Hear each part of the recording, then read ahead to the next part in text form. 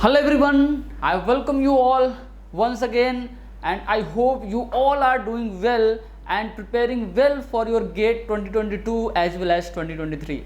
Before moving further, I would like to inform you that as you must know that there are many PSU, many big PSU has already released their notification that they are going to recruit you on the basis of GATE 2022. That means बहुत सारी PSUs ने अपनी notification release कर दी है. That means 2022, that means GATE 2022 is going to get you a lot of vacancy in reputed PSUs.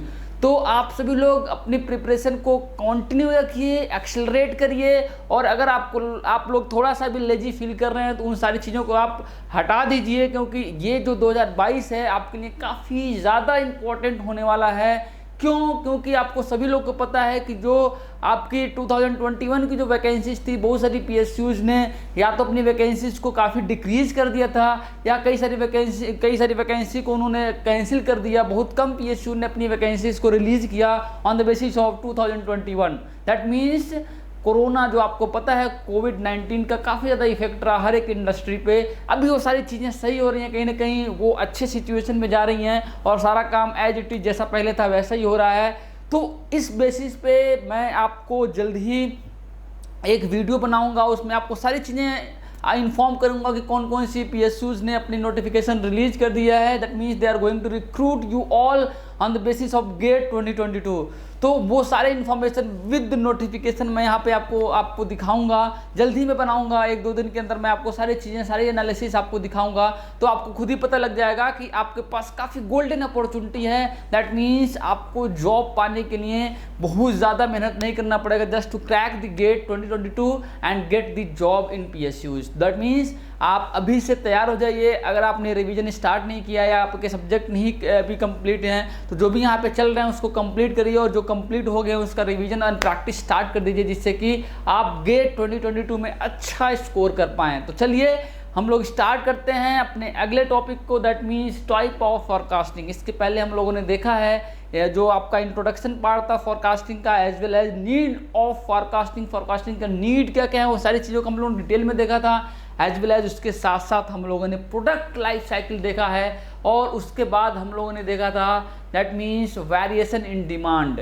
कौन कौन से टाइप्स के डिमांड में कैसे कैसे कौन कौन से वेरिएशन हो सकते हैं, वो सारी चीज़ों को हम लोगों ने देखा था. उसमें हम लोगों ने देखा that means type of variation में क्या क्या था, ट्रेंड वेरिएशन, ट्रेंड के हिसाब से कैसे वेरिएशन होता है. That means second one was seasonal variation and third one was cyclic variation and last one was irregular variation. ये सारी चीज़ें हम लोगों ने बहुत अच्छे से डिटेल में with examples, real life examples हम लोगों ने उसको कंप्लीट किया था. तो नेक्स्ट हम लोग अब बात करेंगे that means type of forecasting. तो हम लोग यहाँ पे फॉरकास्टिंग के टाइप के बारे में बात हम लोग करने वाले हैं. तो अगर मैं आपकी फॉरकास्टिंग के टाइप्स की बात करूँ तो यहाँ पे बेसिकली मैं आपको बात बता दूँ कि फॉरकास्टिंग बेसिकली 2 टाइप की होती है. That means first one is qualitative forecasting. इसको हम लोग सब्जेक्टिव भी बोलते हैं या इसको हम लोग जजमेंटल भी बोलते हैं. Second one is quantitative forecasting. तो आपकी जो क्वालिटेटिव फॉरकास्टिंग है मैं यहाँ पे आपको दिखाता भी चल रहा हूँ. यहाँ पे जो आपकी क्वालिटेटिव और सब्जेक्टिव फॉरकास्टिंग है इसी को हम लोग बोलते हैं बेसिकली जजमेंटल. अभी मैं बताऊंगा क्यों उसको जजमेंटल बोलते हैं. और second one is quantitative forecasting. तो क्वालिटेटिव और क्वांटिटेटिव में आपको मैं सबसे पहले तो डिफरेंस बता देता हूँ कि क्या है. ये जो आपकी क्वालिटेटिव फॉरकास्टिंग है, सब्जेक्टिव फॉरकास्टिंग है, ये आपकी टाइम टेकिंग फॉरकास्टिंग है. इसमें टाइम ज़्यादा लगता है. क्यों टाइम लगता है वो मैं अभी आपको बताऊँगा. इसमें आपका 3 to 5 ईयर्स लगता है. 3 to 5 ईयर्स, ठीक है, 3 to 5 ईयर्स लगता है. ठीक है, क्वालिटेटिव फॉरकास्टिंग में. दैट मीन्स जिसको हम लोग सब्जेक्टिव बोलते हैं या इसको हम लोग जजमेंटली बोलते हैं. जो दूसरा है क्वांटिटेटिव जो फॉरकास्टिंग है, ये आपका शॉर्ट या मीडियम टर्म फॉरकास्टिंग है. शॉर्ट और मीडियम, इसमें आपके कम टाइम की फॉरकास्टिंग है. इसमें इतना टाइम लगता है, 3 to 5 ईयर्स नहीं लगता है. इसमें आपके 6 to 8 मंथ. दैट मीन्स इसके हिसाब से आप देखिए कि आपका जो 3 to 5 ईयर्स जो जहाँ पे लग रहा है और यहाँ पे आपको क्या है 6 to 8 मंथ लग रहे हैं. दैट मीन्स क्या है कि इसमें आपका जो क्वांटिटेटिव है इसमें आपका टाइम कम होता है, इसकी फोरकास्टिंग में करने में आपको कम टाइम की रिक्वायरमेंट होती है, और आपकी जो क्वालिटेटिव जो फोरकास्टिंग है जिसको हम लोग बोलते हैं सब्जेक्टिव, उसमें आपकी टाइम रिक्वायरमेंट ज़्यादा होती है। और ऐसा क्यों होता है इसको भी हम लोग यहाँ पर डिस्कस कर लेते हैं। ये जो होता है आपका क्वालिटेटिव और सब्जेक्टिव, जिसको हम लोग जजमेंटल बोलते हैं, और ये जो आपके क्वांटिटेटिव फोरकास्टिंग है, इन दोनों में डिफरेंस ये है कि इस केस की फोरकास्टिंग ऐसे प्रोडक्ट की फोरकास्टिंग करते हैं, ऐसे सिचुएशन में फोरकास्टिंग करते हैं जहाँ पे उस पर्टिकुलर प्रोडक्ट का कोई भी प्रीवियस डेटा अवेलेबल ही नहीं है। ठीक है, दैट मीन्स आपको पहले का कोई रिकॉर्ड ही नहीं पता। That means that product is basically new, वो मार्केट में क्या है एकदम से न्यू प्रोडक्ट है। ठीक है, और यहाँ पे क्या है क्वांटिटेटिव में, दैट मीन्स वो जो प्रोडक्ट है वो रनिंग कंडीशन में मार्केट में चल रहा है, उसके बारे में फोरकास्टिंग करना है कि what will be the demand of that product next month और नेक्स्ट ईयर और नेक्स्ट 3 मंथ। ठीक है, इन सब चीज़ों के बारे में आपको फोरकास्टिंग करना है। और यहाँ पे आपका प्रोडक्ट इंट्रोड्यूस हो रहा है, नया प्रोडक्ट है, एकदम ब्रांड न्यू प्रोडक्ट है। ठीक है, कोई भी मार्केट में किसी ने भी नहीं देखा, किसी ने उसको कभी यूज नहीं किया है, तो उन सब चीज़ों के बारे में हमें डिस्कस करना होता है। तो यहाँ पे क्या है, ऑब्वियसली आपको लग रहा है कि ये काफ़ी चैलेंजिंग टास्क है। यहाँ पे तो फिर भी आपके पास डेटा अवेलेबल है, प्रीवियस मंथ का, प्रीवियस ईयर का, कई सारे डेटा अवेलेबल हैं, अलग अलग एरिया का, जहाँ जहाँ प्रोडक्ट है वहाँ पे लोगों के ओपिनियन पता है, बहुत सारे आपके पास लोगों को ओपिनियन पता है, उनके बारे में फीडबैक पता है कि कौन से लोग इस प्रोडक्ट को कितना पसंद करते हैं, किस एरिया में ज़्यादा चलता है, सारी चीज़ें पता है, बहुत सारी इन्फॉर्मेशन पता है। तो उसके हिसाब से ईजिली आप फोरकास्ट कर सकते हो। इसलिए इसमें क्या है, डेटा ज़्यादा होता है, दैट इज़ वाई इसमें क्या है कम टाइम लगता है, इसको फोरकास्टिंग करना ईजी है। बट इस केस में क्या है, फोरकास्टिंग करना थोड़ा सा टफ है, that is why it requires more time, approximately 3 to 5 years, क्योंकि काफ़ी सारा रिसर्च की जरूरत पड़ती है, उसको भी हम लोग देखेंगे। और ये कम्प्लीटली आपके जो जजमेंट होते हैं, ह्यूमन जजमेंट होते हैं, उस पर बेस्ड होता है। ठीक है, बहुत सारे इसमें हम लोग बात करेंगे, इसमें हमें कई सारी टर्म्स होते हैं, कई सारे तरीके होते हैं इसको फोरकास्ट करने के। लाइक आपका है ओपिनियन सर्वे होता है, ठीक है, मार्केट ट्रायल होता है, ठीक है, मार्केट रिसर्च होता है, डेल्फी टेक्निक होती है। तो इन सब चीज़ों को हम लोग यहाँ पे देखते हैं। यहाँ पे मैं आपको सामने लिख भी दे रहा हूँ। तो यहाँ पे जजमेंटल में मैंने बताया कि opinion survey, market trial, market survey as well as Delphi technique, तो ये सारी टेक्निक्स हैं जिसके बेसिस पे हम लोग फोरकास्टिंग करते हैं। तो 1 by 1 हम लोग इसमें देखेंगे कि what is opinion survey, basically इसमें हम लोग क्या करते हैं, what is market trial, what is market survey, what is Delphi technique, ये सारी चीज़ें हम लोग देखने वाले हैं यहाँ पे 1 by 1। And then after will move towards the qualitative forecasting. और उसमें क्या क्या टाइप्स हैं, कौन कौन से टाइप्स हैं उसमें, उसके बारे में इन डिटेल हम लोग सारी चीज़ें यहाँ पे देखने वाले हैं। ओके, तो चलिए हम लोग मूव करते हैं। जो नेक्स्ट पॉइंट है दैट इज जजमेंटल। यहाँ पे हम लोग बात करने वाले हैं जजमेंटल, कि आपकी जो फोरकास्टिंग है वो जजमेंटल के बेस पे हम लोग कैसे करते हैं। दैट मीन्स जैसा कि मैंने बताया कि आपकी जो फोरकास्टिंग है, जो जजमेंटल बेस्ड पे फोरकास्टिंग है, उसमें कई सारे टाइप्स हैं, जैसा कि ओपिनियन सर्वे हो गया, market trial, market research and Delphi technique. तो जजमेंटल बेसिकली क्या है कि लोगों के जजमेंट, लोगों के आप जो व्यूज़ हैं उनको कलेक्ट करोगे। जो लोगों के व्यूज़ हैं, लोग किसी प्रोडक्ट के बारे में क्या सोच रहे हैं, उनका अपना क्या नज़रिया है, वो उसके बारे में कितना पे करना चाहते हैं, मीन्स सारी चीज़ें 1 by 1 छोटी छोटी इन्फॉर्मेशन आप कलेक्ट करोगे। टाइम लगेगा, हर एक एरिया में जाओगे, एरिया के हिसाब से आपको, क्योंकि हर एरिया टू एरिया लोगों के व्यूज़ वेरी करते रहते हैं, किस पर्टिकुलर पर्सन के कितना वहाँ का इनकम लेवल है, लोगों के क्या लाइफस्टाइल है, उन सब चीज़ों पे भी वहाँ का किसी भी प्रोडक्ट का डिमांड वेरी करता है। किस एरिया में कौन सा प्रोडक्ट लॉन्च करना है, उस पर भी सारी चीज़ें, क्योंकि आपके पास डेटा रहेगा तभी तो आप बता पाओगे कि किस एरिया में कौन सा प्रोडक्ट, कितना महंगा प्रोडक्ट वहाँ पे चलेगा कि नहीं चलेगा। अब आप कोई भी BMW है, ऑडी है, मर्सिडीज है, इसका शोरूम आप किसी गांव में जाके खोल दो तो वहाँ पे कौन खरीदेगा, कोई नहीं खरीदेगा। इसलिए आपने देखा होगा कि इन सब जो बड़ी बड़ी ब्रांडेड गाड़ियाँ हैं या महंगे जो प्रोडक्ट हैं, उनका जो शोरूम होता है क्या होता है, पॉश एरिया में होता है, जहाँ पे बहुत सारे बिजनेसमैन होते हैं, रिच लोग होते हैं, या हाईवेज पे होते हैं जहाँ पे क्या है बड़े बड़े लोग अपने बिजनेस के लिए जा रहे होते हैं। ठीक है, तो ऐसे लोकेशन पे होता है, बड़ी बड़ी जो ब्रांडेड चीज़ें हैं उनका जो शोरूम होता है। जैसे आपने देखा होगा, आपने दिल्ली में गए हो तो आपको सबको पता है कि जो कैनाट प्लेस है वो काफ़ी पॉश एरिया है, वहाँ पे बड़े बड़े लोग आते हैं, काफ़ी रिच लोग आते हैं, वहाँ पे घूमते हैं। तो वहाँ पे देखोगे जितनी ब्रांडेड महंगी से महंगी प्रोडक्ट के वहाँ पे शोरूम हैं, वहाँ पे आपको मिल जाएंगे, सारी महंगे महंगे शोरूम आपको मिल जाएंगे। तो क्योंकि पता है कि वहाँ पे वो सारी चीज़ें चलेंगी, तो लोकेशन के हिसाब से वो सारी चीज़ें, बहुत सारे डेटा कलेक्ट किए जाते हैं जो छोटे छोटे क्वेश्चंस पे बेस्ड होते हैं। That is called judgemental. जो लोगों के जजमेंट्स होते हैं उस पर बेस्ड होता है आपका फोरकास्टिंग। तो लोगों के उस पर्टिकुलर लोकेशन पे या उस पर्टिकुलर एरिया में जहाँ पे भी आपका प्रोडक्ट आप इंट्रोड्यूस करना चाहते हो, वहाँ से लोगों के फीडबैक कलेक्ट करते हो। ओके, तो यहाँ पे लिखा हुआ it is based on art of human judgement, that is how well a human being predict demand of product in future.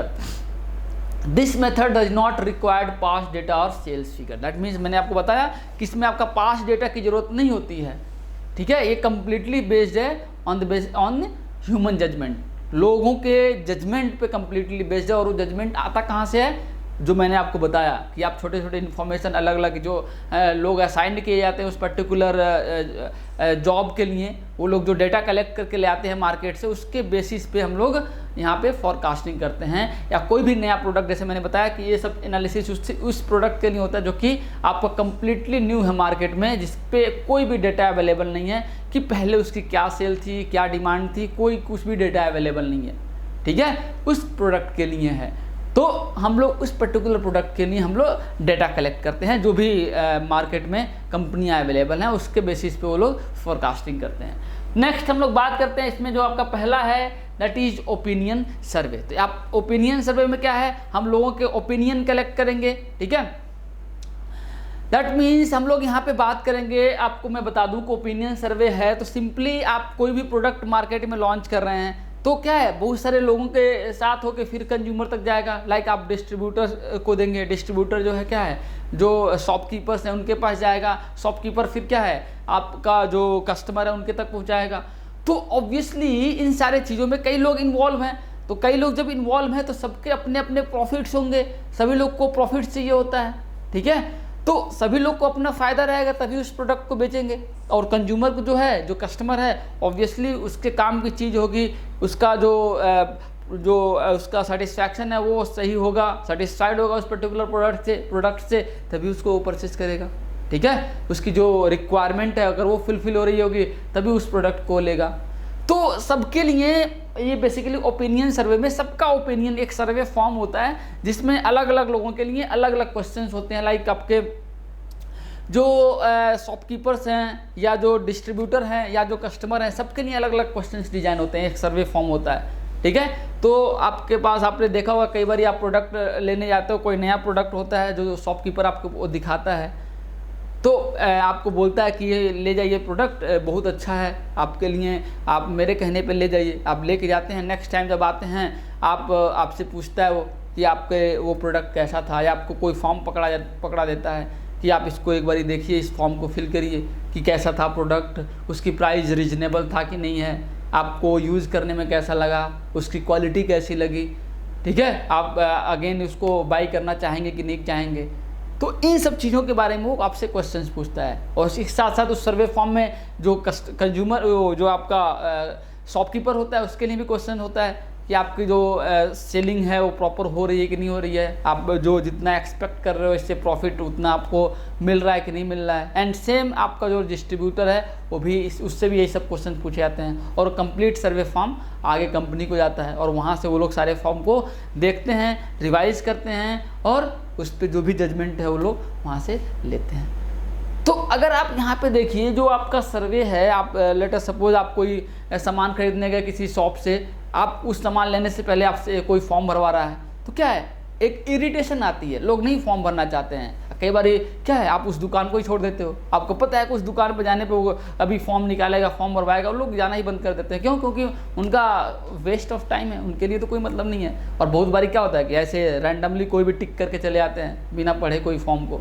जैसे लेट अस सपोज कि आपने देखा होगा कि आजकल जो इंडियन रेलवे है वहाँ पे भी एक फॉर्म भरवाया जाता है, जो आपका अगर आप एसी में ट्रेवल कर रहे हो या इवन स्लीपर में भी जा रहे हो, तो वहाँ पे एक आता है जो सफाई वाला आता है, क्योंकि वो प्राइवेटाइज है सफाई वाला, तो आता है एक फॉर्म लेके आपसे फॉर्म भरवाता है। वहाँ पे किसी भी उस कोच से आएगा और फॉर्म भरवाएगा, उसमें बहुत सारे क्वेश्चंस लिखे होते हैं। उन सब क्वेश्चंस को कैसी वहाँ पे सफाई है, क्या क्या उस मीन्स बेसिकली सफाई साफ़ सफाई से ही रिलेटेड होता है। तो सारे सबका आपको आंसर देना होता है, अपना PNR नंबर लिखना होता है, नाम लिखना होता है और फिर आपको साइन करने होते हैं। तो वो क्या करता है, जो आता है जो आपको फॉर्म देता है वो बोलता है भैया आप यहाँ पे अपना PNR नंबर और साइन कर दीजिए, बाकी मैं भर लूँगा। या कई बार लोग क्या करते हैं, देखते हैं उसको वैसे ही रैंडमली गुड वेरी गुड ऐसे देते हुए चले जाते हैं। तो क्या है वहाँ पे एग्जैक्ट जो सिनेरियो है वो निकल के नहीं आता है। तो दैट मीन्स जो आपका ओपिनियन सर्वे है कई बार इससे जो एग्जैक्ट एक्यूरेट रिजल्ट है वो नहीं आता है। ठीक है, समझ में आ गया क्यों? क्योंकि अगर कोई भी आदमी टाइम अपना वेस्ट कर रहा है, अपना टाइम किसी को दे रहा है, तो वो रिटर्न में कुछ चाहता है, उसको कुछ मिलेगा तब वो आपको टाइम देगा। नहीं मिलेगा तो फिर बहुत मुश्किल है। तो टाइम देगा, नहीं देगा, या तो देगा तो बहुत कैजुअल तरीके से देगा जिसमें आपको कोई प्रॉफिट नहीं आएगा। तो ये है, आपको मैंने यहाँ पे सारी चीज़ें बता दिया कि in this method opinions are collected from the customer, retailer and distributor regarding the demand factor for a product, what cost they are willing to pay, additional features required in the product, their margin in profit etc. ठीक है, ये सारे आपको मैंने बताया कि सारे questionnaire होते हैं, और जो कंज्यूमर होता है उससे, जो शॉपकीपर होता है उससे, जो आपका डिस्ट्रीब्यूटर होता है उससे सारे एक सर्वे फॉर्म भरवाया जाता है। उस पे बेसिस पे आपका डिसीजन होता है, जो हायर अथॉरिटी है उनके आपकी की डिमांड क्या होगी। तो ये आपको कहीं ना कहीं यहाँ से दिख रहा होगा कि ये उतना सक्सेसफुल नहीं है। ठीक है, नेक्स्ट हम लोग बात करेंगे यहाँ पे मार्केट ट्रायल का। मार्केट ट्रायल आता है, आपने देखा होगा बहुत सारे, जैसे मैंने आपको एग्जांपल लिया था कि जो छोटे छोटे प्रोडक्ट होते हैं, टॉफ़ीज़ होते हैं, बिस्किट्स होते हैं, ऐसे आपने देखा होगा कि कई बार मार्केट में लोग क्या है, किसी भी नया जब ब्रांड आता है तो वो लोग क्या है, किसी लोकेशन पे एरिया बाय एरिया वो लोग वहाँ पे एक लोकेशन बनाते हैं और वहाँ पे लोगों को, जो भी लोग आ जा रहे होते हैं, उनको टेस्ट कराते हैं। ठीक है, जैसे आपका लेटेस्ट सपोज कोई टॉफ़ी हो गया, कोई बिस्किट हो गया, तो लोग वहाँ पे जो लोग जा रहे होते हैं उनको एक टॉफ़ी या बिस्किट देते हैं, लोग खाते हैं और फिर उनसे वहाँ का उस पर्टिकुलर प्रोडक्ट का फीडबैक भरवाते हैं। ऐसा कई बार होता है, कई बार आपने देखा होगा। कई बार तो लोग क्या है, उस एरिया में आते हैं, एक पूरा एरिया होता है, वहाँ पे लोग क्या है, घरों में लाइक अगर बिस्किट का पैकेट रहता है, 2-2 3-3 बिस्किट दे के जाएंगे, फिर कुछ टाइम आएंगे, कुछ बाद आएंगे, फिर लोगों को देंगे और उस टाइम पे अपना जो पुराना जो बिस्किट उन्होंने दिया था उसके बारे में फीडबैक लेंगे कि आपका प्रोडक्ट कैसा लगा, आपको टेस्ट कैसा लगा, आप बाकी प्रोडक्ट से इससे कैसे कंपेयर करोगे, सेम कॉस्ट में, सेम इसी रेंज के जो बाकी प्रोडक्ट है उनको कैसे कंपेयर करोगे। ठीक है, आप अगर आप मैं इसको मार्केट में इस प्राइस में लॉन्च करना चाहें तो करेंगे, तो आप लोग परचेज करोगे कि नहीं करोगे, इसका टेस्ट आपको कैसा लगा। ठीक है, तो इन सब चीज़ों के बारे में पूरा आपका क्वेश्चनेयर होता है और उसको वो लोग फिल कराते हैं। That is called market trial. और ये बेसिकली आपको मैं बता दूँ, यहाँ से आपको समझ में आ रहा होगा कि ये जो मार्केट ट्रायल है ये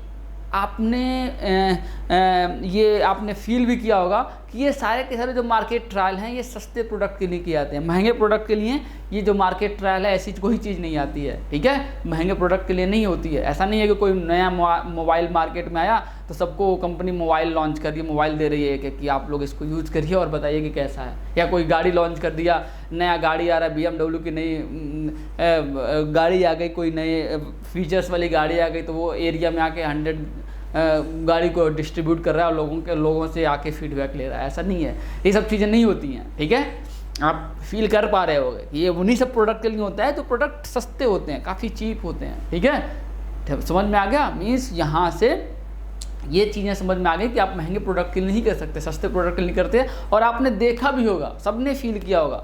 ठीक है, ये लोग आते हैं एरिया में और इसको डिस्ट्रीब्यूट करते हैं और लोगों को, मैंने भी कई बार फील किया है। कई बार मैं गया हूँ दिल्ली में, तो वहाँ पे लोग उनके जो एजेंट होते हैं वो अब डिस्ट्रीब्यूट कर रहे होते हैं और आपसे फीडबैक फॉर्म भरवा रहे होते हैं। ऐसा मैंने भी कई बार देखा।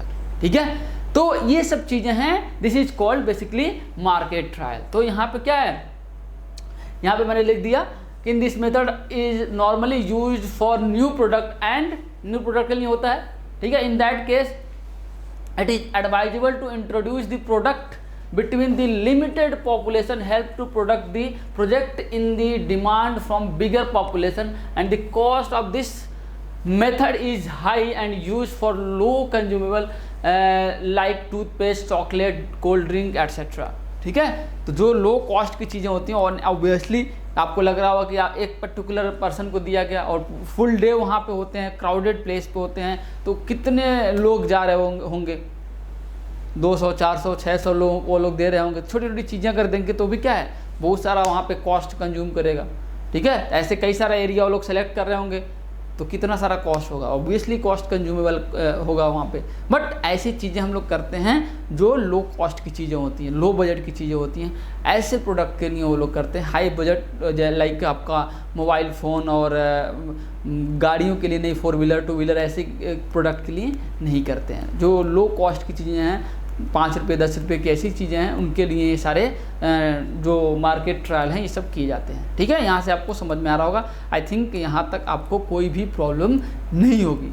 ठीक है, चलिए हम लोग बात करते हैं नेक्स्ट। ओके, तो हमारा जो नेक्स्ट टॉपिक है, मीन्स नेक्स्ट पॉइंट है, दैट इज़ मार्केट सर्वे। जो थर्ड का टाइप ऑफ फोरकास्टिंग है, मार्केट सर्वे है। मार्केट सर्वे में बेसिकली क्या होता है कि यहाँ पे एक्सटर्नल एजेंसी आती है एग्जिस्टेंस में। एक्सटर्नल एजेंसी बहुत सारे अपने क्वेश्चनेयर तैयार करती है और अलग अलग एरियाज में जाती है और लोगों से उनके इनकम क्या क्या है, मंथली इनकम क्या है उनका मंथली खर्च कितना वो लोग करते हैं, उनका जो लाइफस्टाइल है कैसा है, उन सब चीज़ों के बारे में वो लोग डेटा कलेक्ट करते हैं और उनसे भी जानते हैं कि आप इस पर्टिकुलर प्रोडक्ट को यूज़ करोगे कि नहीं करोगे, ये आपके लिए यूज़फुल है कि नहीं है, आप इस प्रोडक्ट को ऐसा फीचर्स है, आप इससे कितना सेटिस्फाई हो।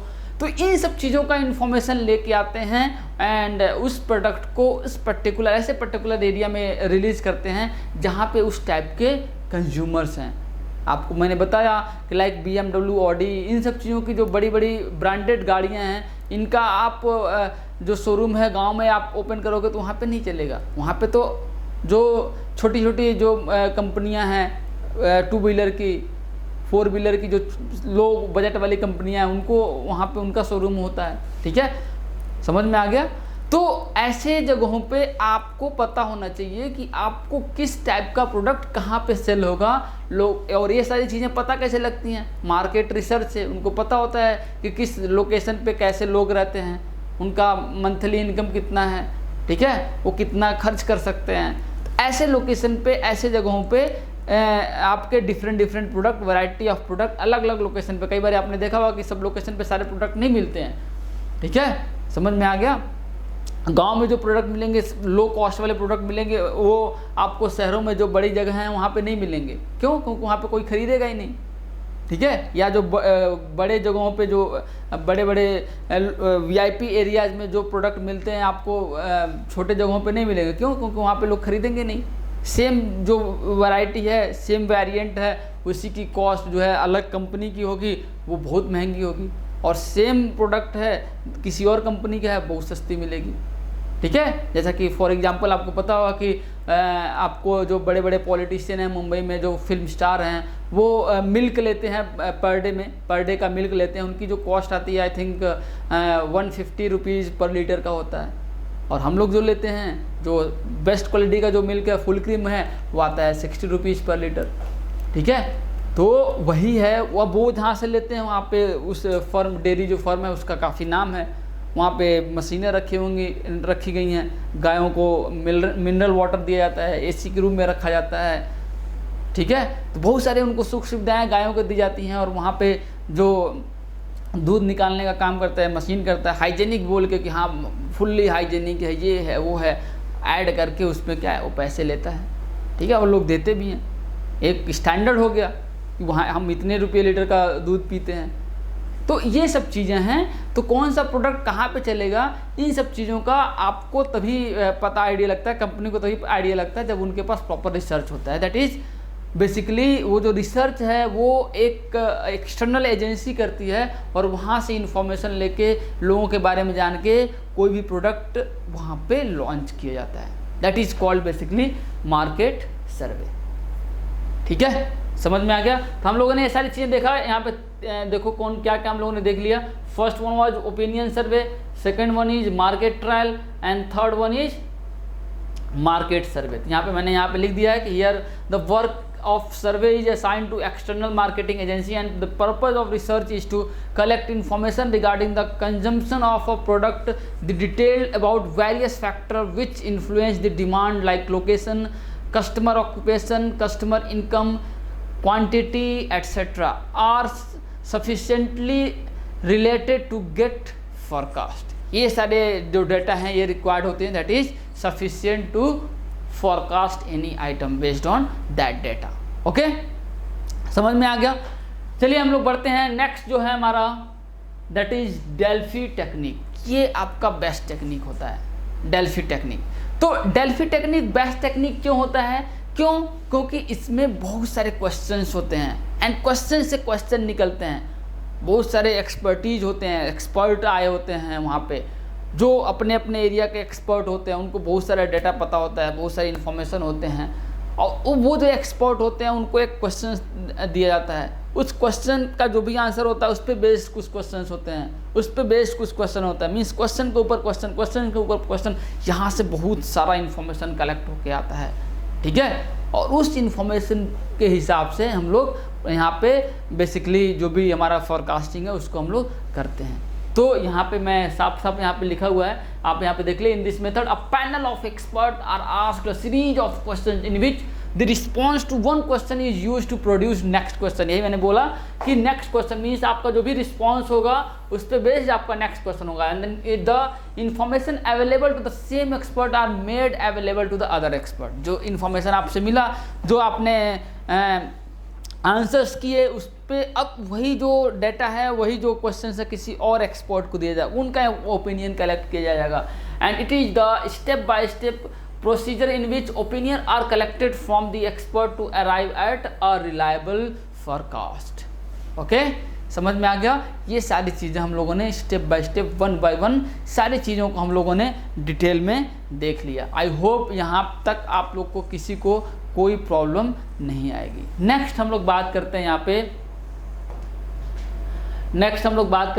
पे, ये तो हमने देख लिया, ये पूरा जो हमारा एरिया था इसको हम लोगों ने कंप्लीट कर लिया। इसमें आई होप किसी को कोई भी प्रॉब्लम नहीं होगा। दैट मीन्स फोरकास्टिंग का जो आपका क्वालिटेटिव और सब्जेक्टिव, या जिसको हम लोग बोलते हैं जजमेंटल, ये जो इसका जो पार्ट था लाइक आपको opinion survey, market trial, market survey and Delphi technique, ये सारी चीज़ें आपको मिल गई हैं, कलेक्ट हो गई हैं। जो भी इन्फॉर्मेशन चाहिए था, जो भी आपको चाहिए था इसके बारे में, ये सारी चीज़ें हम लोग ऑलरेडी डिस्कस कर चुके हैं। इसमें आपको कोई भी प्रॉब्लम नहीं होनी चाहिए। एंड वन थिंग आपको मैं बता दूं कि इसका जो नोट्स होगा, जिसको भी चाहिए आप मांग सकते हो, इसका जो PDF है आपको मिल जाएगा, ठीक है। और इसके लिए टेलीग्राम चैनल भी यहाँ पे डिस्क्रिप्शन बॉक्स में, अगर आप हैं तो यूट्यूब पे देख रहे हैं तो डिस्क्रिप्शन बॉक्स में उसका टेलीग्राम चैनल का लिंक अवेलेबल है। आप उसको ज्वाइन करके ऑब्वियसली आपको जो भी रिक्वायरमेंट है, आपका इसका प्रैक्टिस शीट, नोट्स, जो भी चीज़ें चाहिए वो सारी चीज़ें मिल सकती हैं। एंड जो लोग ऐप पे देख रहे हैं ऑब्वियसली उनके पास तो सारा इन्फॉर्मेशन है, उनके पास चैनल भी है, टेलीग्राम ग्रुप भी है, सब कुछ है। तो आप वहाँ से भी जो भी आपको चाहिए मटेरियल आप मांग सकते हैं, आपको प्रॉपरली सब कुछ प्रोवाइड किया जाएगा। तो ओके, तो नेक्स्ट हम लोग मूव करते हैं दैट इज क्वांटिटेटिव पे। एंड क्वांटिटेटिव ये जो होता है ये बेसिकली दो टाइप का होता है। First one is time series and second one is causal और इकोनोमेट्री। इसको हम लोग बाद में देखेंगे। फर्स्ट वन हम लोग टाइम सीरीज की बात करते हैं, ठीक है। एंड यहाँ पे जो है वैरायटी है कि क्या क्या टाइप्स हैं टाइम सीरीज के, that is fast average, moving average, weightage, moving average and exponential smoothing. तो वन बाय वन हम लोग इसको भी देखेंगे। और मैंने आपको बताया क्वांटिटेटिव पे ये बेसिकली क्या होता है, पास्ट डेटा पे बेस्ड होता है। आपको इसमें पास्ट डेटा पता होगा, ठीक है। दैट मीन्स टाइम सीरीज जो होता है दैट मीन्स क्या है, अगर मैं टाइम सीरीज की बात करूं, अभी मैं इसको नहीं लेके चल रहा हूँ, इसको हम लोग बाद में देखेंगे। तो टाइम सीरीज में क्या है, इसमें जो भी है ये अलग अलग वैरायटी दिख रहे हैं, जो भी हम लोग इसको देखेंगे अभी one by one, step by step सारी चीज़ें देखेंगे। मीन्स किसका मतलब क्या है, पास्ट एवरेज, मूविंग एवरेज, इन सब का मतलब क्या है, इसको हम लोग देखेंगे। बट इसके पहले हमें ये तो आइडिया है कि इन सब में हमारा क्या है, प्रीवियस डेटा अवेलेबल रहेगा। बेस्ड ऑन दैट डेटा हम लोग को नेक्स्ट जो फॉरकास्टिंग है उसको हमें करना है। दैट मीन्स जो आपका टाइम सीरीज जो फॉरकास्टिंग है उसमें क्या है, आपके प्रीवियस डेटा अवेलेबल रहेंगे। तो चलिए हम लोग बढ़ते हैं ओके तो हम लोग बात करेंगे next, that is time series. तो मैं आपको बता दूं यहाँ पे कि आपको यहाँ पे टाइम सीरीज जो है, इसमें जितने भी हम लोग टाइप्स यहाँ पे देखने वाले हैं उन सब में आपके पास प्रीवियस डेटा रहेगा, and based on that data हम लोग फॉरकास्टिंग करेंगे। अपकमिंग ईयर्स की जो है फॉरकास्टिंग हम लोग यहाँ पे करने वाले हैं। तो लेट अस सपोज कि यहाँ पे मैं यहाँ पे इसका जो डिस्क्रिप्शन है वो भी यहाँ पे है, और ये लेट अस सपोज ये डेटा है, इसको हम लोग आगे जितने भी इसके टाइप्स हैं ये डेटा हम लोग यूज करने वाले हैं, जिसमें आपके ईयर्स दिए हुए हैं। और ये लेट अस सपोज कि कॉलेज में एडमिशन्स की हम लोग बात कर रहे हैं, तो अलग अलग ईयर्स में कितने कितने एडमिशन्स हैं वो सारा यहाँ पे डेटा अवेलेबल है। और इसी डेटा को लेके हम लोग आगे जो भी क्वेश्चंस है इसी को रेफरेंस लेके हम सब में मैं एग्जांपल लेके बताऊंगा कि कैसे फॉरकास्टिंग होती है। अलग अलग मेथड में हम लोग देखेंगे वन बाय वन।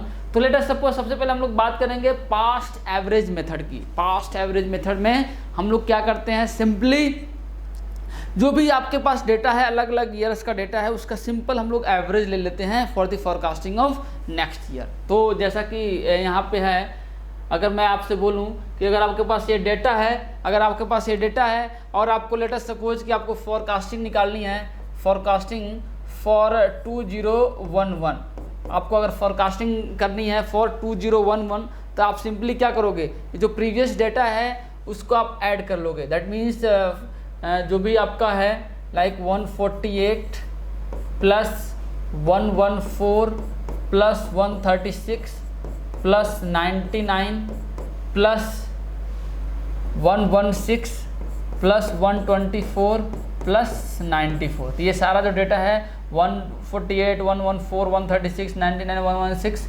124 एंड 94, इसको आप डिवाइड कर दोगे नंबर ऑफ ईयर्स, 1 2 3 4 5 6 7, ये आपके 7 ईयर्स हैं, तो आप सिंपली 7 से यहाँ पे डिवाइड कर रहे हो।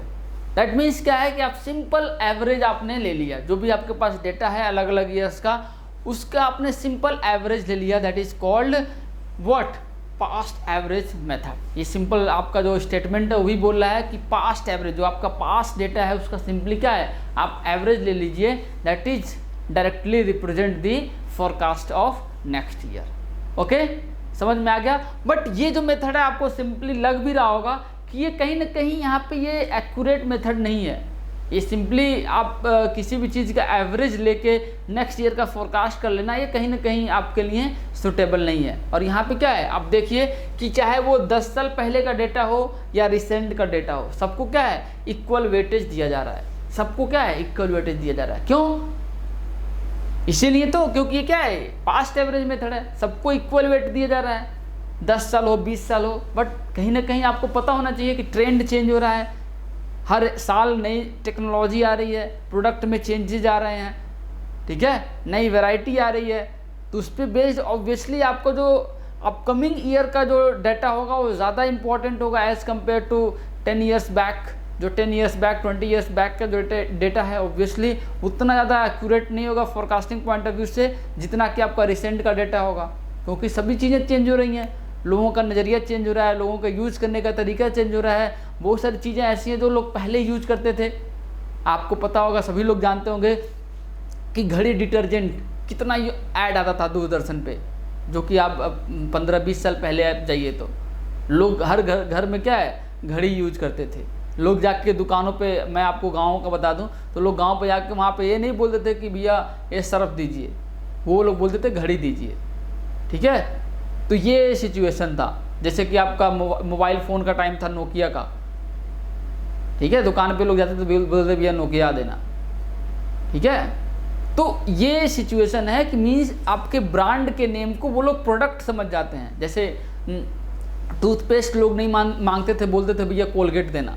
कोलगेट इतना पॉपुलर हो गया था कि लोग जाते थे दुकान पे, बोलते थे भैया कोलगेट देना। मीन्स कोलगेट को इनडायरेक्टली वो टूथपेस्ट ही बोलना चाहते थे, बट वो डायरेक्टली क्या है, उस प्रोडक्ट के नाम को ही, उस जो ब्रांड था उस प्रोडक्ट का नाम समझ बैठे थे।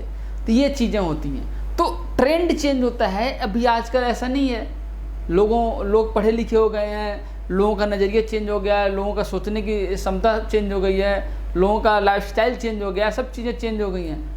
तो लोगों का यूज़ करने का तरीका भी चेंज हो रहा है। समझ में आ गया। तो ऑब्वियसली ये जो है फॉरकास्टिंग, जो पास्ट एवरेज मेथड है, कहीं ना कहीं उतना सक्सेसफुल नहीं है। तो नेक्स्ट इसी पे बेस्ड आया, that is moving average method. Moving average method. Moving average method में क्या है कि ये आपका जो फॉरकास्टिंग के लिए जो नंबर ऑफ ईयर्स हैं वो लिमिटेड कर दिए जाते हैं। वो क्या है, लिमिटेड कर दिए जाते हैं। दैट मीन्स जैसे ही अगला साल आता है तो अगले साल को हम लोग ऐड कर लेते हैं और उसके जो सबसे पीछे वाला साल होता है उसकी जो डिमांड है उसको हम लोग कट कर देते हैं। हमें क्या है, एक फिक्स पीरियड ही रखना है। लाइक अगर 4 इयर्स की हम लोग बात करें तो जैसे कि मैं अगर आपको यहाँ पे एग्जांपल दिखाऊं, ये इसके बारे में था, ये आपको मैं एग्जांपल स्टेटमेंट है, ये ऑब्वियसली आपको पता होना चाहिए। जो मैंने बोला वही ये एज इट इज स्टेटमेंट है कि यहाँ पे आपका पीरियड जो है आपका फिक्स होता है बट ईयर्स रोल आउट होते जाते हैं, मूव करते जाते हैं। ठीक है, तो अगर मैं 4 इयर्स की बात करूँ तो अगर मैं स्टार्टिंग जब आपका ये सारा डिमांड नहीं था, अगर इस टाइम पे 4 इयर्स की बात करता तो ये पूरा आप लेते, इन सबका एवरेज लेते। अब मीन्स अगर 2008 की फॉरकास्टिंग की बात करता तो अब मैं 2009 की फॉरकास्टिंग की बात करूँ तो अब क्या है, आपका ईयर चेंज हो जाएगा, रोल कर जाएगा आपका। अब 2010 के केस में क्या है, आपका फिर अगेन ये रोल कर जाएगा, यहाँ से हो जाएगा। 2011 के केस में क्या है, फिर ये रोल कर जाएगा, यहाँ से आ जाएगा। तो ये चीज़ें हैं। मीन्स क्या है, अगर 4 ईयर आपने फिक्स कर दिया है कि 4 ईयर जो आपका पास्ट 4 ईयर्स ही लेना है, तो उस केस में क्या है, आपका ये रोल करेगा। दैट मीन्स इसीलिए क्या है, मूव करेगा इनडायरेक्टली। ठीक है, आपका जो ये क्या है, कॉन्टिन्यूसली मूव कर रहा है। जो आपका डेट, जो आप जो भी जहाँ से भी ले रहे हो, जिस ईयर को ले रहे हो, वो ईयर नेक्स्ट ईयर चेंज हो जा रहा है, नेक्स्ट ईयर चेंज हो जा रहा है। मीन्स स्टार्टिंग में 2004 को आपने ऐड कर दिया, फिर इसको गायब कर दिया, 2005 को ऐड कर दिया। 2005 को आपका लास्ट ईयर था, अगले साल आपने 2005 को गायब कर दिया, फिर 2006 को गायब कर दिया, 2007 को गायब कर दिया। ऐसे ऐसे आप नेक्स्ट, जैसे आपका अगला साल आता जाएगा वैसे वैसे आपका जो सबसे लास्ट वाला पीरियड है, जो लास्ट वाला ईयर है, वो गायब होता जाएगा। इसलिए हम लोग इसको बोलते हैं क्या, मूविंग एवरेज मेथड। समझ में आ गया, इसको हम लोग क्या बोलते हैं, मूविंग एवरेज मेथड। ओके, तो अगर मैं बात करूं यहाँ पे मूविंग एवरेज का, तो मूविंग एवरेज भी कहीं ना कहीं आपको दिख रहा होगा कि जो आपका मूविंग एवरेज है कहीं ना कहीं ये भी एक्यूरेट नहीं है। ये भी आपका जो मूविंग एवरेज है ये भी कहीं ना कहीं एक्यूरेट नहीं है। लेट अस सपोज मैं अगर बात करूं कि फॉरकास्टिंग ऑफ 2011 की फॉरकास्टिंग की बात करूं तो आप क्या करोगे, अगर मैं आपका जो नंबर ऑफ पीरियड 4 है, तो नंबर ऑफ पीरियड अगर 4 है तो आप क्या करोगे, 148 plus 114 plus 136 plus 99 divided by 4। ठीक है, समझ में आ गया। तो ये आप सिंपली यहाँ पे करने वाले हो। ओके, अगर मैं यहाँ पे 3 इयर्स की बात करूँ, अगर आपका यही 3 इयर्स हो जाए तो 3 इयर्स के केस में आपकी जो फोरकास्टिंग हो जाएगी 2021 की, इस केस में आपका हो जाएगा 148 प्लस 114 प्लस 136 डिवाइडेड बाई 3। तो यहाँ पे भी जितना भी पीरियड आपको दिया जा रहा है, जितने नंबर ऑफ ईयर्स आपको जितना डाटा दिया जा रहा है, आप वहाँ पे भी सिंपली क्या कर रहे हो, जैसे उसमें कर रहे थे एवरेज निकाल लेते, यहाँ पे भी एवरेज ही निकाल लो, कुछ नया तो कर नहीं रहे हो। यहाँ पे भी क्या है, एवरेज ही निकालना है। दैट मीन्स जो भी पीरियड दिया जा रहा है आप उन सारे पीरियड को आप इक्वल वेटेज दे रहे हो। सबको क्या है, आपने 1 1 1 1 सबको इक्वल वेटेज दिया है कि नहीं। यहाँ पे आपने वेट तो चेंज किया नहीं, सबको इक्वल वेटेज दिया कि मीन्स जितना इंपॉर्टेंट आपका जो रिसेंट डेटा है उतना ही इंपॉर्टेंट उससे प्रीवियस का है, उतना ही इंपॉर्टेंट उससे प्रीवियस का है, सारा आपने सेम इंपॉर्टेंस में रख दिया। ठीक है, आपने कौन ज़्यादा इंपॉर्टेंस है उसके हिसाब से उसको वेट दिया ही नहीं। तो ये भी कहीं ना कहीं उतना एक्यूरेट फोरकास्टिंग नहीं है। तो हम लोग नेक्स्ट मूव करते हैं, जो नेक्स्ट है that is called weighted moving average method. That is called weighted moving average method. यहाँ पे हम लोग क्या करते हैं, हर एक डेटा को हम लोग अलग अलग वेट देते हैं। हर एक डेटा को हम लोग क्या है, यहाँ पे अलग अलग वेट देते हैं और उसके अकॉर्डिंग हम लोग फोरकास्टिंग करते हैं। उसके अकॉर्डिंग हम लोग क्या है, फोरकास्टिंग करते हैं। ठीक है, समझ में आ गया। यहाँ पे नंबर ऑफ पीरियड दिया होता है, नंबर ऑफ पीरियड दिया हुआ है, जितने पीरियड के डेटा को हमें एनालाइज करके नेक्स्ट ईयर की फोरकास्टिंग करनी है। तो जैसा अभी हम लोग करते आ रहे थे, सबको इक्वल वेटेज दे रहे थे, यहाँ पे हम लोग सबको इक्वल वेटेज नहीं देते हैं। जो रिसेंट वाला डेटा है उसको ज़्यादा वेटेज देते हैं, उससे पहले का उससे कम, उससे पहले का उससे कम। बट यहाँ पे क्या है, नंबर ऑफ पीरियड फिक्स होता है। ठीक है, हमने क्या है, जो उससे पहले का जो डिमांड है उसको हम लोगों ने क्या कर दिया, ऑलमोस्ट क्या एकदम से एग्जैक्टली नेगलेक्ट कर दिया। जो रिसेंट जितना डेटा है, जितने ईयर्स के लिए बोला गया है, उसी को हम लोग लेके चलते हैं। लेट अस सपोज मैं अगर बात करूं यहाँ पे, अगर मैं बात करूं कि यहाँ पे जो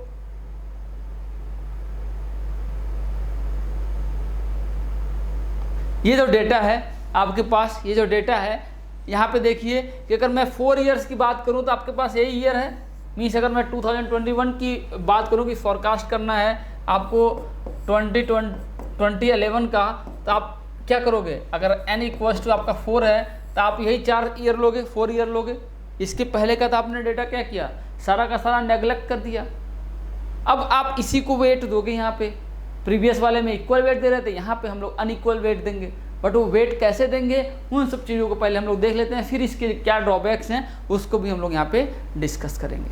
ठीक है, इसके क्या ड्रॉबैक्स हैं उसको भी हम लोग यहाँ पे डिस्कस करेंगे। तो सबसे पहले मैं बात करूँ कि अगर लेट अस सपोज कि यहाँ पे n नंबर ऑफ पीरियड हैं, n नंबर ऑफ पीरियड अगर हम लोग यहाँ पे मान रहे हैं कि यहाँ पे आपके n नंबर ऑफ पीरियड हैं, तो अब हम लोग वेट कैसे देंगे इसको हमें यहाँ पे देखना है। अब हमें यहाँ पे ये देखना है कि हम लोग वेट कैसे देंगे। वेट के लिए हम लोग क्या करते हैं कि जो सबसे रिसेंट का होता है, मीन्स जितना भी हम लोग वेट देंगे सबका समेशन 1 आएगा। ठीक है, इस चीज़ को देखते हुए जो आपका सबसे रिसेंट डेटा है उसको हम लोग वेट देते हैं n अपॉन सिग्मा n, अगर number n is the number of period. उसके बाद वाले को जस्ट जो रिसेंट वाला डेटा है उसको इतना वेट देंगे, इसके बाद वाले को n-1 अपॉन सिग्मा n, उसके पहले वाले को n-2 upon sigma n dash dash dash dash, सबसे लास्ट वाले को 1 अपॉन सिग्मा n, क्योंकि n नंबर ऑफ पीरियड है। तो यहाँ से आपको क्या है, सबको वेट मिल गया।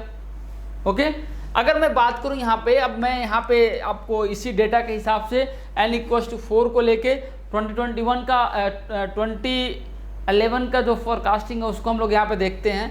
तो यहाँ पे क्या हो जाएगा, यहाँ पे आप देखिए जो रिसेंट वाला डेटा है उसको क्या है, हमें सबसे कम सबसे ज़्यादा वेट देना है। तो n इक्वल्स टू 4 है तो 4 अपॉन सिग्मा 4, सिग्मा 4 आप करिए कितना जाएगा 10, सिग्मा 4 कितना जाएगा 10, तो into multiply by 148 plus 3 divide by 10 into 114 plus 2 divide by 10 into 136 plus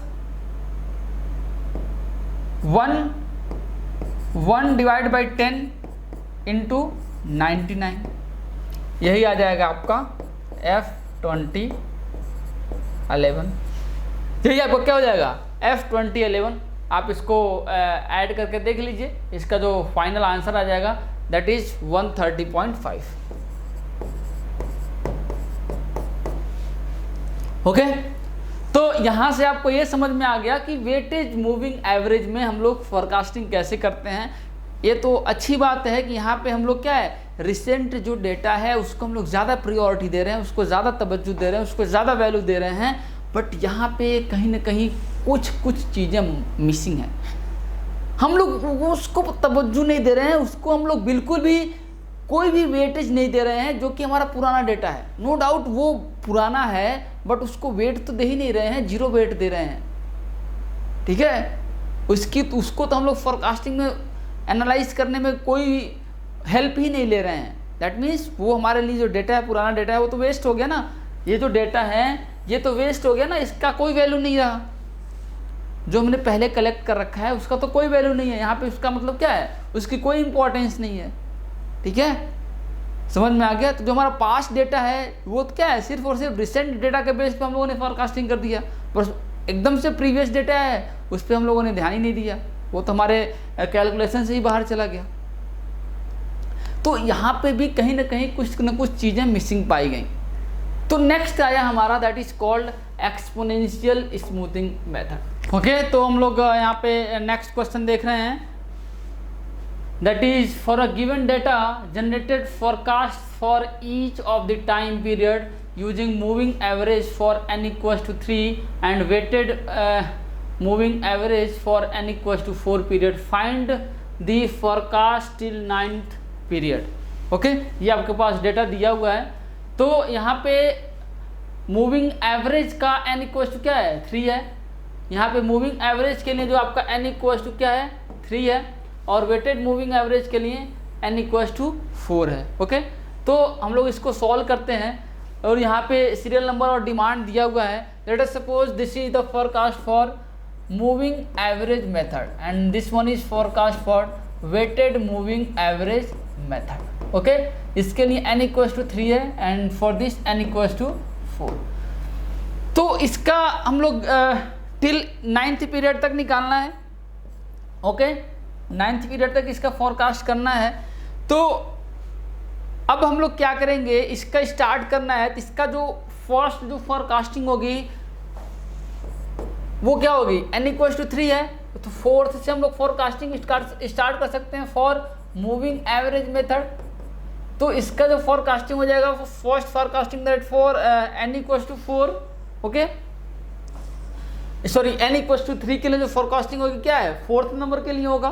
तो आपका यहाँ से हो जाएगा that is 110 plus 120 plus 100 divided by 3. तो यहाँ से हमारा डेटा आ जाएगा दैट इज 4th के लिए जो आपका फोरकास्टिंग हो जाएगा F4 जो हो जाएगा this comes out to be 110. आप कैलकुलेट करके देख सकते हैं. जो आपका फर्स्ट जो फोरकास्टिंग आएगा that is for serial number 4. ठीक है, दैट इज F4. वो क्योंकि आपका 3 पीरियड का डेटा आपको n इक्वल्स टू 3 है तो प्रीवियस 3 के हिसाब से आप 4th का कैलकुलेट कर लोगे. नेक्स्ट इसके बाद का क्या आएगा, आप फिर अगेन इन तीनों को लोगे, इन तीनों का आप लोगे तो फिर आप नेक्स्ट जो आपका है F5 वो कैलकुलेट कर सकते हो. तो F5 क्या हो जाएगा, this is equals to 130 plus 110 plus 120 divided by 3 ये आ जाएगा. उसके बाद की फोरकास्टिंग तो ये आपका 110 है. जो नेक्स्ट आ जाएगा this comes out to be 120. इसके बाद की जो आ जाएगी F6 जो आ जाएगा वो मैं डायरेक्टली लिख देता हूँ. This is comes out to be 126.67. Okay, यहाँ से आप देख के लिख सकते हैं, आप कैलकुलेट करके लिख सकते हैं. इसके बाद के लिए आप इसके बाद इसकी एवरेज लेंगे डिवाइडेड बाई 3 करेंगे. नेक्स्ट आप इसका एवरेज डिवाइडेड बाई 3 करेंगे. यहाँ तक 130 140 एंड 160 इसका एवरेज डिवाइडेड बाई 3 करेंगे. 130 140 एंड 160 इसका एवरेज डिवाइडेड बाई 3 करेंगे. तो यहाँ से जो आपका रिजल्ट आ जाएगा दिस इज इक्वल्स टू 143.33. आप कैलकुलेट करके देख सकते हैं. एंड अगेन फिर आप 140 160 एंड 150 डिवाइडेड बाई 3 करेंगे. तो यहाँ से जो आपका रिजल्ट निकल के आएगा this comes out to be 150. And again next year के लिए आप इन सब तीनों का 160 150 एंड 140 इसका डिवाइडेड बाई 3 करेंगे. This comes out to be again 150. Okay, तो आप इसको ऐसे कैलकुलेट कर सकते हैं. मूविंग एवरेज मेथड से मैंने यहाँ पे सारा कैलकुलेट करके दिखा दिया आपको. इसमें कुछ भी ऐसा टफ नहीं था जो कि आपको नहीं बताया गया है. सारी चीज़ें आपको पता हैं. ठीक है, बस इसमें थोड़ा सा कैलकुलेशन है. नेक्स्ट मैं अगर बात करूँ वेटेड मूविंग एवरेज का that is for n equals to 4. तो आपको पता है कि यहाँ से आपका जो सिग्मा n हो जाएगा this is 10. n equals to 4 है तो सिग्मा 10 हो जाएगा. सिग्मा n आपका 10 हो जाएगा. वेटेड मूविंग एवरेज में मैंने बताया कि आपको जो रिसेंट पीरियड का जो डेटा है उसको सबसे ज़्यादा वेट देते हैं. जो उससे पहले का होता है उससे कम वेट देते हैं. और उसका जो वेट देने का मैंने तो आपको तरीका बताया था. ठीक है, रिसेंट वाला हो जाएगा वो कितना हो जाएगा 4 divide by 10 that is n divided by sigma n. उसके पहले का 3 divide by 10 that is n-1 divided by sigma n. Okay, तो ऐसे इसको हम लोग वेट देना स्टार्ट करते हैं. यहाँ पे आपका सीरियल नंबर 4 से इसकी फोरकास्टिंग स्टार्ट हो गई थी. यहाँ पे आपका वेटेड मूविंग एवरेज के लिए n इक्वल्स टू 4 है. दैट मीन्स F5 से स्टार्ट होगा, मीन्स यहाँ से स्टार्ट होगा. तो यहाँ पे आप क्या करोगे, रिसेंट का जो डेटा है दैट इज 130 को इसको सबसे ज़्यादा वेट दोगे दैट इज 4 डिवाइड बाई 10. ठीक है, n divide by sigma n plus इसके बाद 110 है 110 इसको आप दोगे उससे कम wait that is 3 divide by 10। Next उसके पहले का जो डेटा है 120, इसको देंगे 2 डिवाइड बाई 10।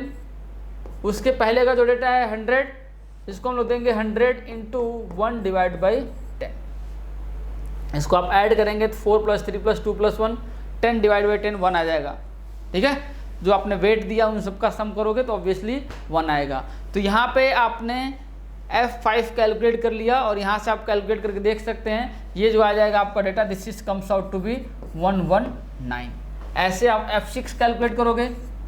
F6 में ऑब्वियसली आप जो डेटा लोगे, this is 4 year data for F6। तो F6 के लिए क्या हो जाएगा आपका रिसेंट पीरियड डेटा जो आ जाएगा आपको 140 into 4 divide by 10 plus next हो जाएगा आपका 130 into 3 divide by 10।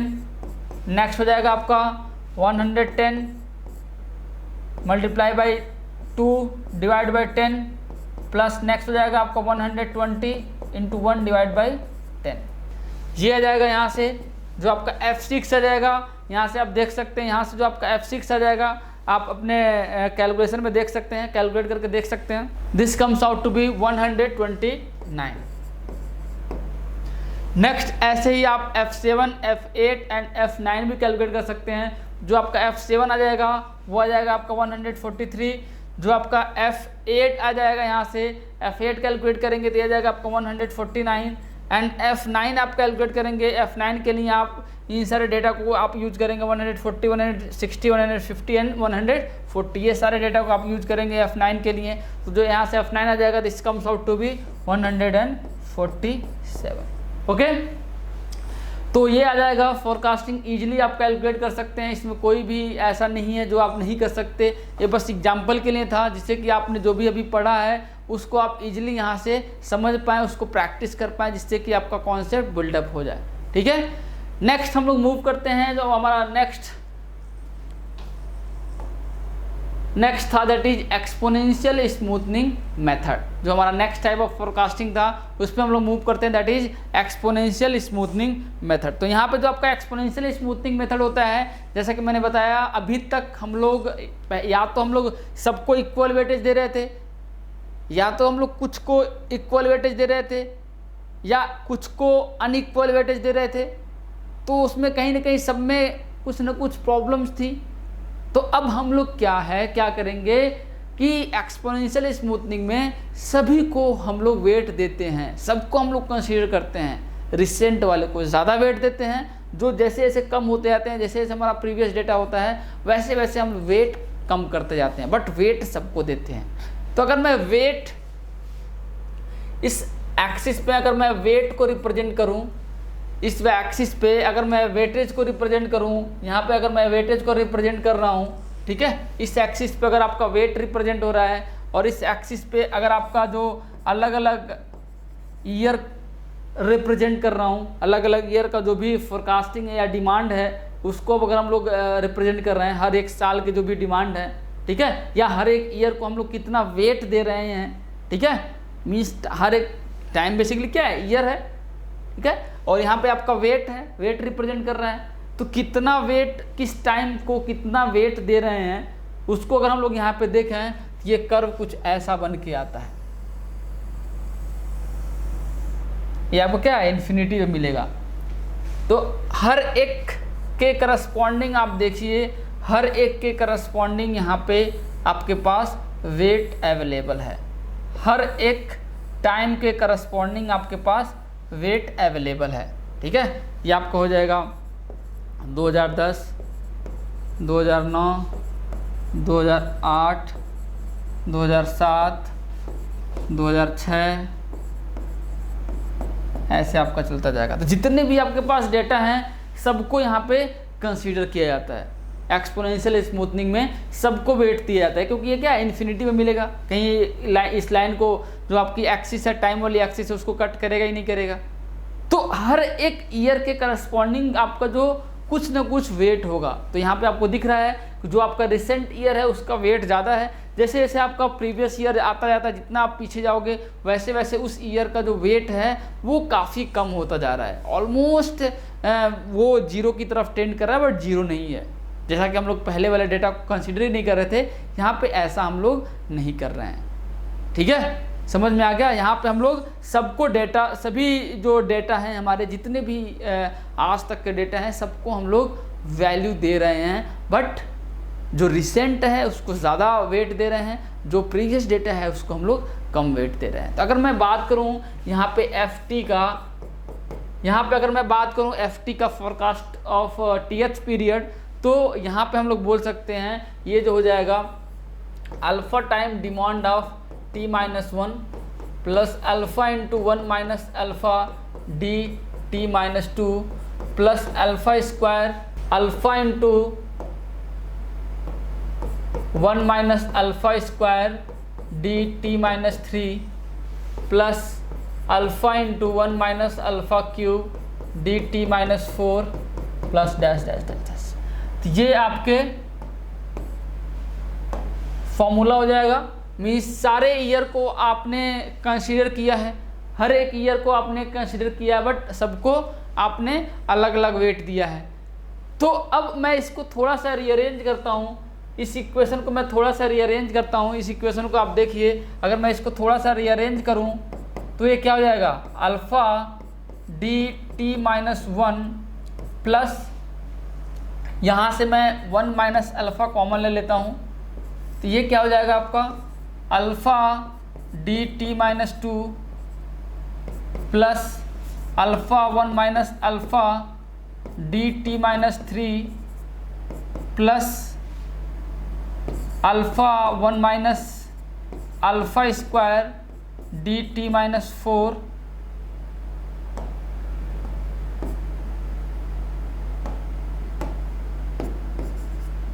Plus dash dash dash. तो आप एक चीज़ देखिए, यहाँ पे इसको, ये जो ब्रैकेट में है, इसको और इसको हम लोग कंपेयर करते हैं। अगर आपका ये FT है, अगर ये FT है तो आप ये देखिए, यहाँ से देखिए, इसको और इसको कंपेयर करिए। अगर इसमें आप t की जगह T-1 प्लेस कर दें, यहाँ पे इस इक्वेशन में t की जगह T-1 प्लेस कर दें, तो आपको यही वाला इक्वेशन मिल जाएगा। आप ध्यान से देखिए, इसमें t को T-1 प्लेस करिए, यही मिल जाएगा। तो इसका मतलब क्या है, ये जो है इसको हम लोग बोल सकते हैं that is this is FT-1। Okay, तो आप इजीली यहाँ पे इसको प्लेस कर दीजिए। तो ये हो जाएगा आपका FT equals to alpha D T-1 plus 1 minus alpha FT-1। ये हो जाएगा, ये इक्वेशन आ जाएगा आपके सामने। अगर ये इक्वेशन आ गया, इसको हम लोग थोड़ा सा रिसफल करते हैं, इसको हम लोग थोड़ा सा रिसफल करते हैं।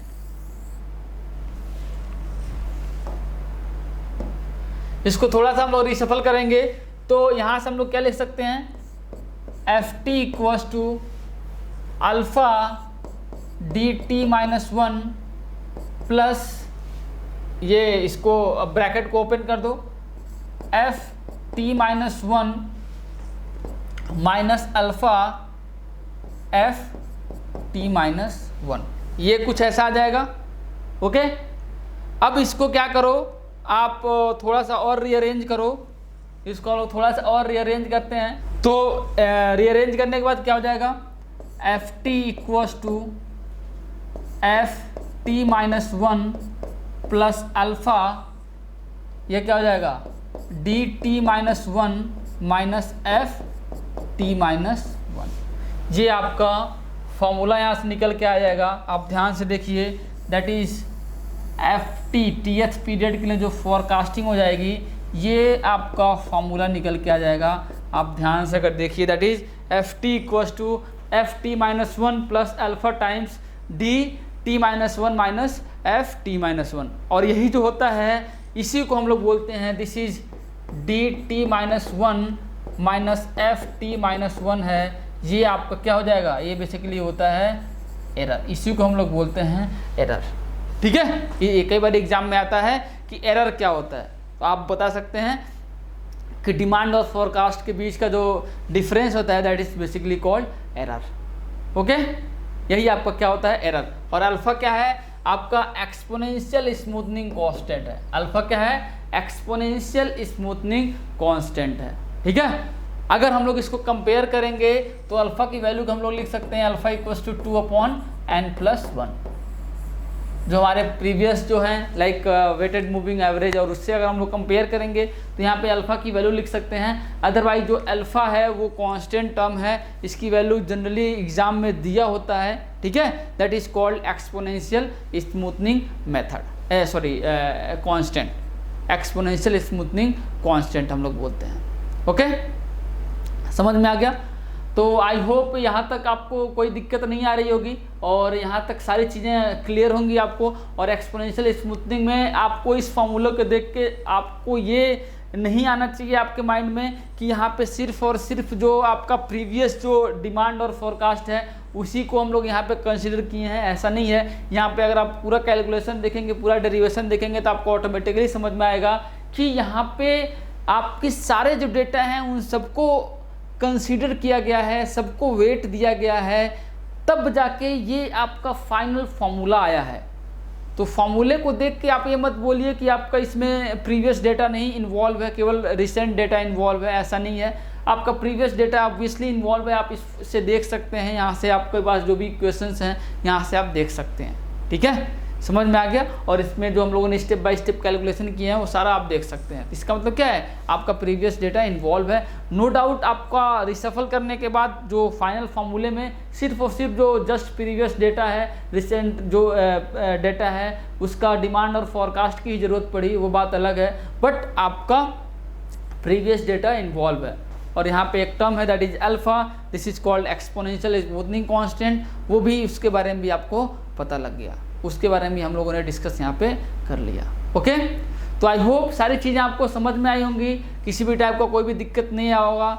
नेक्स्ट जो हमारा यहाँ पे क्लास होगा, मीन्स नेक्स्ट जो हमारा सेशन होगा उसमें हम लोग इस पे बेस्ड क्वेश्चंस देखने वाले हैं। क्योंकि मैं आपको बता दूं कि जो मैक्सिमम जो क्वेश्चंस आते हैं गेट में that is based on exponential smoothening method, वो आपके क्वेश्चंस एक्सपोनेंशियल स्मूथनिंग मेथड पे बेस्ड होते हैं। मैक्सिमम जो क्वेश्चंस होते हैं या मैक्सिमम जो थ्योरी क्वेश्चंस होते हैं, काफ़ी अच्छे अच्छे क्वेश्चंस बनते हैं, उसको भी हम लोग यहाँ पे देखने वाले हैं। तो चलिए हम लोग मिलते हैं नेक्स्ट क्लास में, तब तक के लिए थैंक यू वेरी मच।